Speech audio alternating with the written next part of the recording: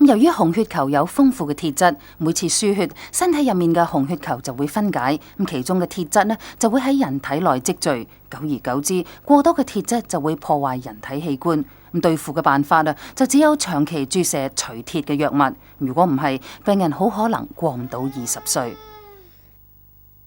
就因為我哋身體排泄鐵質嗰個功能咧係非常之有限嘅，咁如果呢啲鐵質咧不停咁樣喺我哋身體積累咧，就會影響各個器官嘅功能㗎啦，導致唔同嘅併發症，譬如咧就會令到有糖尿病啦、內分泌失調，以至到發育不全啦，會令到有肝硬化啦，亦都會咧令到心臟衰竭，甚而咧係死亡嘅。咁所以咧，佢哋咧就需要注射一個特別嘅藥物。呢個藥物咧就係幫我哋身體咧係排泄呢啲鐵質嘅。咁但係呢個藥物嘅注射就比較困難，因為咧佢需要一架打針機。咁而注射嘅時間咧亦都好長嘅，因為咧佢哋每個禮拜就要注射多過5晚或者甚至6晚，而每晚咧就要駝住呢個機咧係作皮下注射多過10個鐘頭嘅。